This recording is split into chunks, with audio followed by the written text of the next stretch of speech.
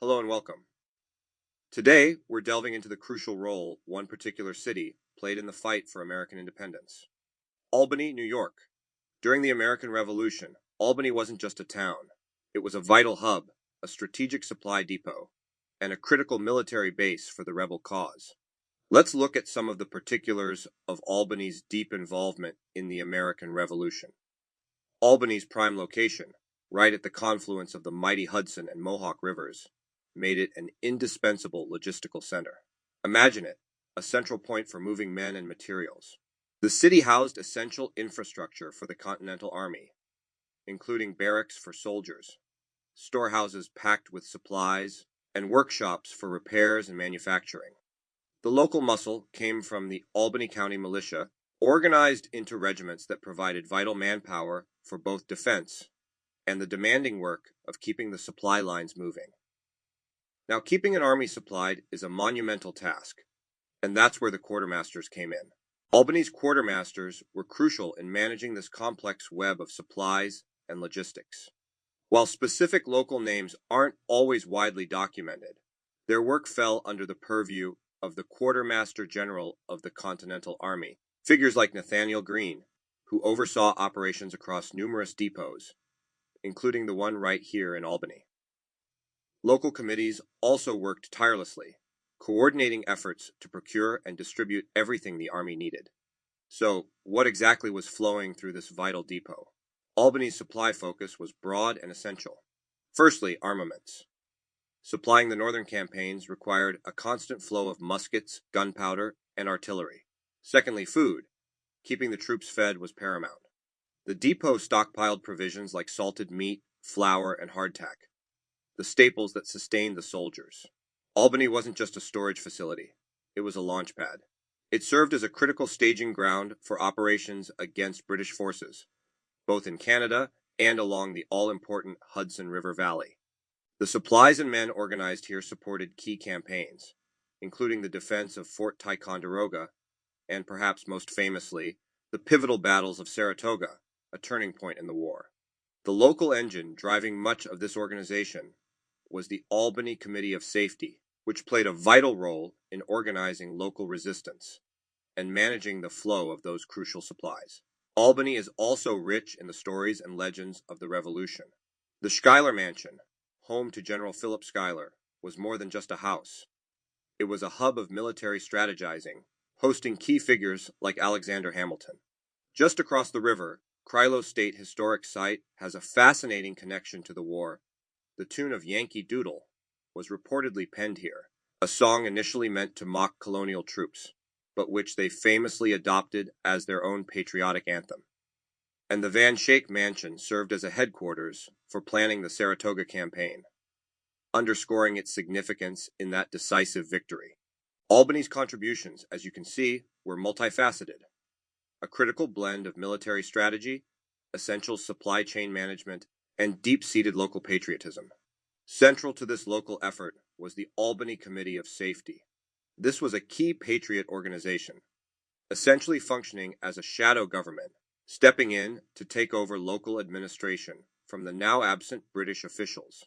It's interesting to note that similar committees existed elsewhere, including in Essex County, New Jersey, an area that includes present-day Union County. For those of you who are longtime viewers, we've discussed figures like Isaac Winans II and his son Isaac III in relation to the Essex County Committee of Safety and their capture by the notorious Loyalist Hatfield, sometimes called the Actor Killer. Let's look closer at these committees. The Albany Committee of Safety was established to organize local resistance against British rule. It managed military logistics, coordinated with other revolutionary committees across the colonies, and ensured that agreements like the Non-Importation Acts were enforced. Key local leaders, such as Philip Schuyler and Abraham Yates Jr., were instrumental members, rallying support for the Patriot cause. Their activities ranged from recruiting militia and collecting supplies to disseminating vital intelligence and serving as a crucial communication link between Albany and other revolutionary centers. The Albany Committee's efforts were absolutely significant in the success of the Northern campaigns, particularly the victory at Saratoga. Similarly, the Essex County Committee of Safety in New Jersey played a vital role in organizing local resistance in their area. Members from places like Elizabethtown, which includes parts of modern-day Linden, were highly active. They worked tirelessly to secure supplies, recruit local militia, and counter the activities of loyalists in the region. This was dangerous work, as highlighted by the actions of Cornelius Hatfield, Jr., a notorious loyalist who captured several committee members during raids, disrupting Patriot operations and demonstrating the risks faced by these local leaders. Despite these significant challenges, the Essex County Committee of Safety made important contributions to the defense of New Jersey and the broader revolutionary effort. Both of these committees exemplify the truly grassroots nature of the American Revolution, showing how ordinary citizens stepped up and took extraordinary risks to fight for independence. Moving to another critical logistical point, let's talk about Kings Ferry. Located on the Hudson River, this ferry was absolutely pivotal throughout the Revolution, hosting numerous critical events. In 1776, during the difficult retreat from New York after being pushed back by the British, the Continental Army used Kings Ferry to cross the Hudson River to safety. Later, in 1779, the ferry was near the site of General Anthony Wayne's daring nighttime assault to recapture Stony Point from British forces.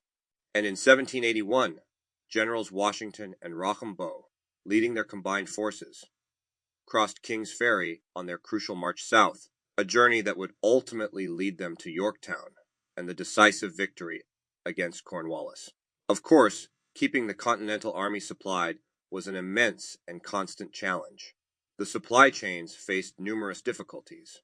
Procurement was often decentralized, meaning supplies were sourced locally, which could lead to inconsistent availability depending on the region. The Quartermaster General's role was vast, overseeing troop movements, camp construction, and supply distribution, but the system was frequently plagued by inefficiencies. Foreign aid played a critical role in overcoming these challenges. France, Spain, and the Netherlands provided vital supplies, including arms and ammunition, which the fledgling nation desperately needed. However, even with this aid, the challenges persisted. Poor transportation infrastructure, a lack of domestic manufacturing capabilities, and harsh weather conditions frequently disrupted the flow of supplies, making the quartermaster's job incredibly difficult. Albany's role as a supply hub existed within a network of other crucial logistical locations in the Northern Theater.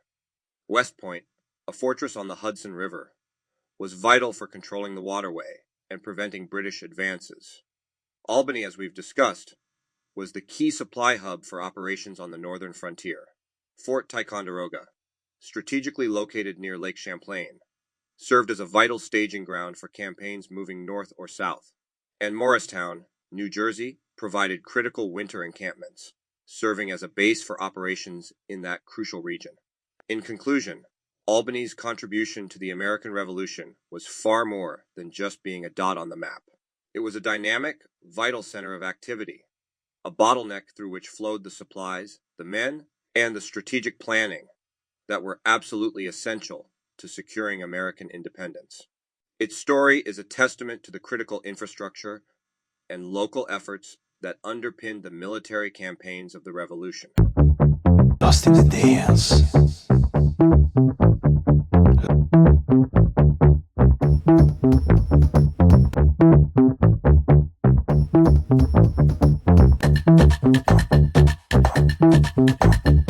Follow me.